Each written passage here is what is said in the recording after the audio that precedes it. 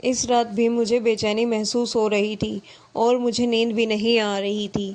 थोड़ी देर तो मैं यूं ही करवट बदलती रही, फिर बाहर आकर बरामदे में चहलकदमी करने लगी और उसी खिड़की के पास आकर खड़ी हो गई जहां से कल रात जीजू और बाजी को देख रही थी। आज भी वह दोनों इसी काम में मशरूफ थे।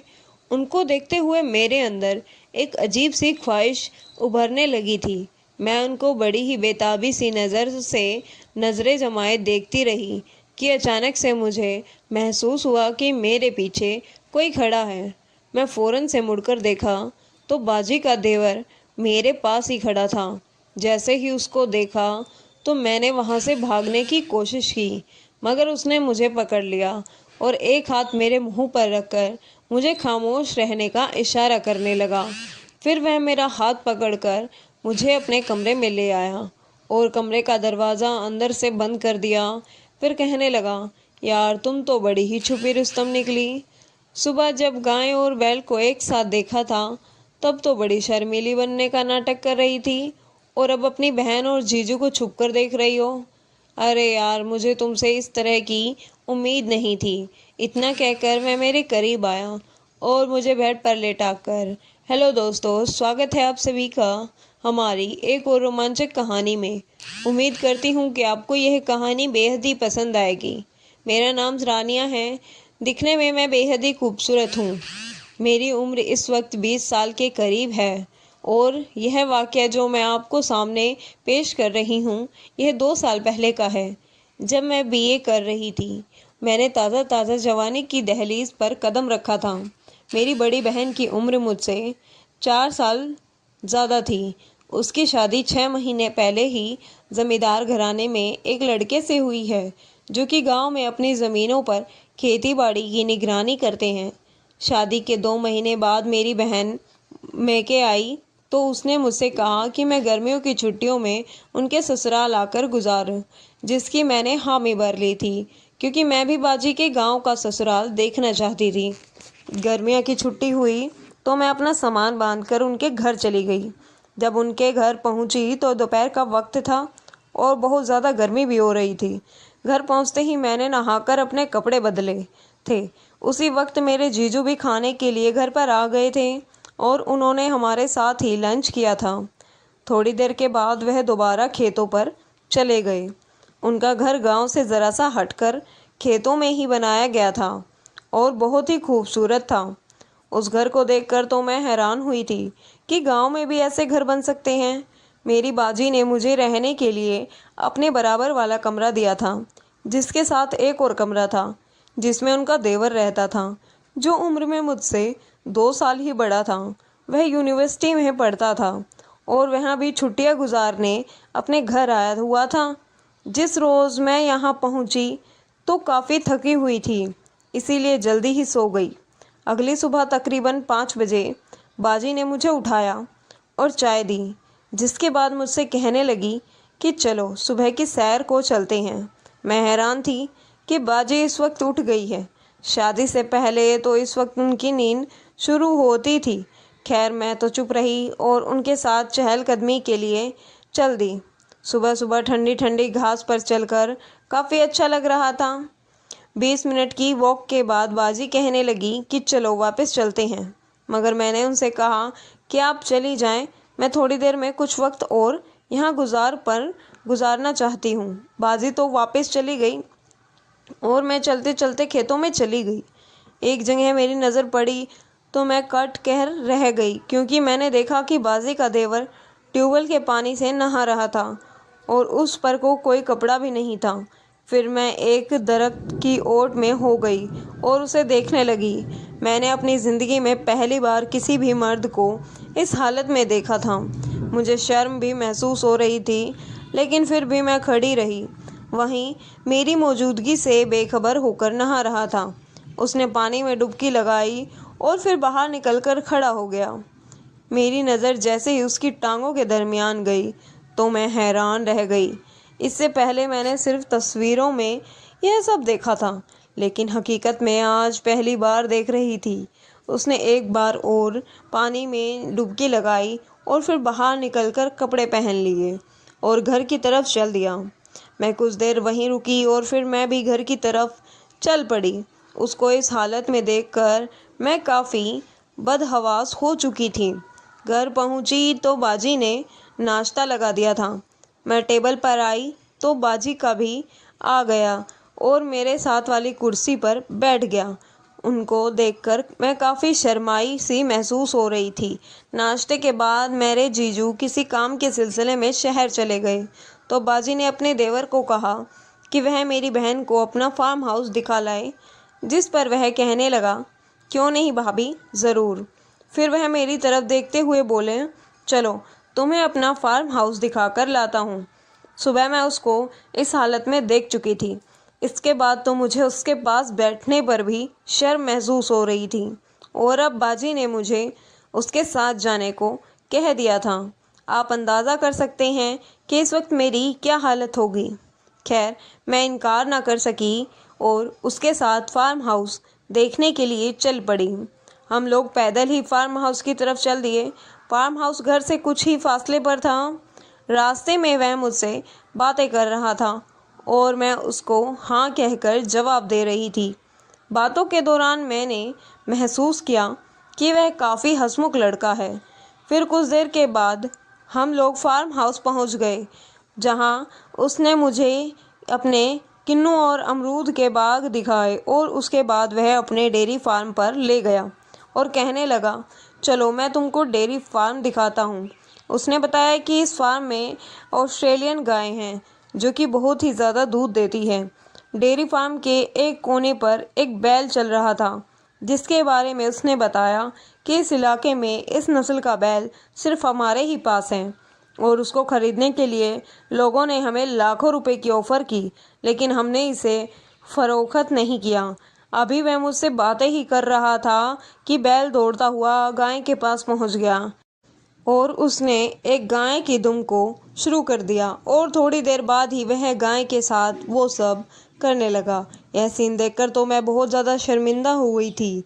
मैंने फ़ौरन से अपनी निगाहें नीचे की तरफ की और उससे कहा, चलो यहाँ से, मुझे घर पर जाना है। तो वह कहने लगा, क्यों, क्या हुआ? तो मैं गुस्से भरे अंदाज में बोली, क्या यह सब दिखाने के लिए लाए थे तुम मुझे? मेरी यह बात सुनकर उसके चेहरे पर मुस्कान आ गई और वह कहने लगा, अरे इसमें कौन सी बड़ी बात है, यह तो बैल का काम है, देखा नहीं तो ने वहाँ अपना काम कर रहा है। बैल अभी तक गाय के साथ ही लगा हुआ था। वह सब कुछ मेरी बर्दाश्त से बाहर हो गया था, इसीलिए मैं वहाँ से वापस चल दी। फिर वह भी साथ हो गया और कहने लगा, देखो यह तो नेचुरल सी बात है, तुम बेकार में भी परेशान हो रही हो। उसके चेहरे पर अभी भी अजीब सी मुस्कुराहट थी। फिर मैंने अपने कदम तेज़ तेज़ उठाना शुरू कर दिए तो उसने भी अपनी रफ्तार ही बढ़ा दी और चलते चलते कहने लगा, देखो यार, यह तो नेचुरल सी बात है, इंसान भी तो यही सब कुछ करते हैं, लेकिन फ़र्क सिर्फ इतना है कि वह अपने बेडरूम में करते हैं और कोई उनको नहीं देखता। मैं खामोशी से चलती रही और घर जाकर अपने कमरे में चली गई। कमरे में जाकर मेरी हालत ही ख़राब होने लगी थी। सुबह सुबह जीजू और बाजी को उस हालत में देखा था और अब बैल और गाय को यह सब करते हुए देख लिया। इसके बाद तो मुझे ना जाने क्यों अजीब सा महसूस होने लगा। फिर मुझे नहीं मालूम कि किस वक्त मुझे नींद आ गई। दोपहर के वक्त बाजी ने मुझे उठाया तो मैंने दोपहर का खाना खाया और शाम को जीजू भी आ गए। हम लोगों ने मिलकर रात का खाना खाया। इसी दौरान जीजू मुझसे कहने लगे, यहाँ की ज़िंदगी भी अजीब सी लगेगी तुमको सानिया। यहाँ लोग सुबह सवेरे उठ जाते हैं और रात को जल्दी सो जाते हैं। मैं उनकी बातें खामोशी से सुन रही थी क्योंकि मेरा ध्यान तो कहीं और ही था। खाने के बाद मैं से फिर अपने कमरे में चली गई, मगर अभी तक मेरी आंखों के सामने सुबह वाले मंजर ही घूम रहे थे, जिसने मेरे अंदर अजीब सी बेचैनी होने लगी थी। कुछ देर बिस्तर पर लेटकर मैं भी सोने की कोशिश करती रही, लेकिन नींद नहीं आई, जिस पर मैंने सोचा कि बाहर चलकर ताज़ा हवा में कुछ देर टहल कदमी पर लेती हूँ। यह सोचकर मैं अपने कमरे से बाहर आ गई। घर के चारों तरफ बरामदा था, जिसमें काफ़ी अंधेरा था। मैं बरामदे में चहलकदमी करते हुए बाजी के कमरे की खिड़की के पास पहुंची तो अंदर से कुछ आवाज़ें सुनाई दी। वह आवाज़ें सुनकर तो मैं खिड़की के पास ही रुक गई। खिड़की थोड़ी सी खुली थी और उस पर नेट लगी हुई थी। कमरे के अंदर नीले रंग का 0 का बल्ब जल रहा था। मैंने देखा कि जीजू बेड के पास खड़े हैं और उन्होंने धोती पहन रखी थी, जबकि बाजी बेड के ऊपर बैठी हुई थी। फिर जीजू ने बाजी का बाजू पकड़कर उनको उठाया और अपने साथ लगा लिया, और फिर जीजू बाजी के साथ वही सब करने लगे जो मैंने बैल और गाय को करते हुए देखा था। ना चाहते हुए भी मैं उनको देखती रही। जब मेरी बर्दाश्त से बाहर हुआ गया तो फिर चुपके से अपने कमरे में आ गई। मैं जवान थी और साथ में खूबसूरत भी थी। मेरे तो जज्बात ही संभाले नहीं संभल रहे थे। जब से मैं यहाँ पर आई थी मेरी आंखों के सामने इसी तरह के मंजर पेश आ रहे थे। मेरा दिल अंदर से बेतहाशा बेचैन हो चुका था। आखिर मैं करूँ तो क्या करूँ? मुझे तो कुछ भी समझ में भी नहीं आ रहा था। यह सोचते सोचते मुझे कब नींद आ गई पता ही नहीं चला। अगली सुबह मैं वॉक के लिए निकली तो उसी जगह जाकर रुक गई जहाँ कल मैंने अपनी बहन के देवर को नहाते हुए देखा था। वह आज भी वहीं पर मौजूद था और मैं उस दरख्त की ओट में खड़ी होकर उसको देखने लगी। और कुछ देर बाद मैं घर लौट आई। अब मेरा किसी भी चीज़ में दिल नहीं लग रहा था। हर वक्त मैं उन्हीं ख्यालों में खोई रहती थी। इस रात भी मुझे नींद नहीं आ रही थी। थोड़ी देर के बाद मैं फिर बाहर आई और उसी खिड़की के पास आकर खड़ी हो गई जहाँ से कल रात जीजू और आपी को देख रही थी। आप भी वह दोनों इसी काम में मशरूफ थे कि अचानक से मुझे महसूस हुआ कि मेरे पीछे कोई खड़ा हुआ है। मैंने फ़ौरन से मुड़कर देखा तो बाजी का देवर मेरे पास ही खड़ा मुस्कुरा रहा था। जैसे ही मैंने उसको देखा तो मैंने वहाँ से भागने की कोशिश की, मगर उसने मुझे पकड़ लिया और एक हाथ मेरे मुंह पर रखकर मुझे खामोश करने का इशारा करने लगा। फिर मेरा हाथ पकड़कर मुझे कमरे में ले आया और कमरे का दरवाज़ा अंदर से बंद करके मुझसे कहने लगा, क्या देख रही थी तुम? खिड़की में कर में तो शर्म से मारी जा रही थी। मैंने अपने दोनों हाथों से अपने चेहरे को छुपा लिया था, लेकिन चंद लम्हे बाद वह हंसते हुए बोला, इसमें शर्मिंदा होने वाली कौन सी बात है? तमाम मर्द और औरतें यही काम करते हैं। इस वक्त मैं शर्म से पानी पानी हो रही थी और बुरी तरह से कांप भी रही थी। मेरे होठ बिल्कुल ही खुश्क हो गए थे। फिर वह कहने लगा, यार तुम तो बड़ी ही छुपी रुस्तम निकली। सुबह जब गाय और बैल को एक साथ देखा तब तो बड़ी ही शर्मीली बनने का नाटक कर रही थी, और अब अपनी बहन और जीजू को छुप छुप कर देख रही हो। रानिया, मुझे तुमसे इस तरह की उम्मीद नहीं थी। अगर मुझे पता होता कि तुम इतना कहकर वह मेरे करीब आया और फिर अचानक से उसने मुझे आहिस्ता आहिस्ता छूना शुरू कर दिया तो ना जाने क्यों मैं भी उसे रोक नहीं पाई। लेकिन मुझे इस बात की फिक्र हो रही थी कि जैसे कुछ देर पहले मैं दूसरे का कमरे में बाजी और जीजा की आवाज़ सुन रही थी, इसी तरह बाजी और जीजा भी इस कमरे से हमारी आवाज़ सुन सकते हैं। तो मैंने उसके कान में आहिस्ता से कहा कि देखो, दूसरे कमरे में बाजी और जीजू हैं और वह हमारी आवाज़ सुन लेंगे, जिस पर उसको भी खतरे का एहसास होने लगा। फिर वह उठकर खड़ा हो गया और फिर मुझे चलने को कहने लगा। मैंने कहा कहाँ? पर तो कहने लगा मेरे पीछे आओ। तो मैं भी उसके पीछे पीछे चलती।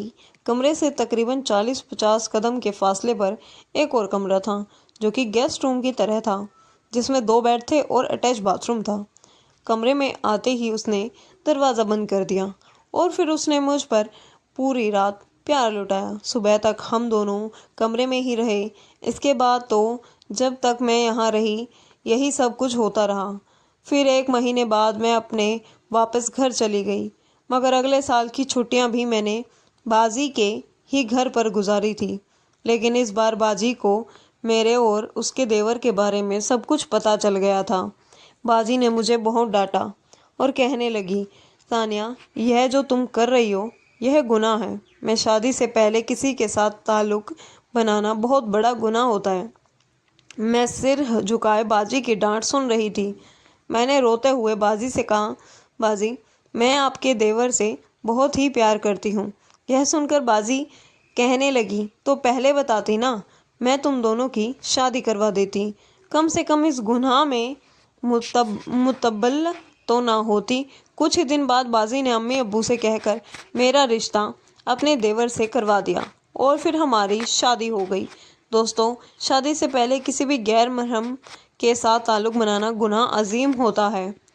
आपकी क्या राय है इस कहानी पर? हमें कमेंट करके ज़रूर बताएं। वीडियो अच्छी लगी हो तो लाइक को शेयर करें, सब्सक्राइब करें। धन्यवाद।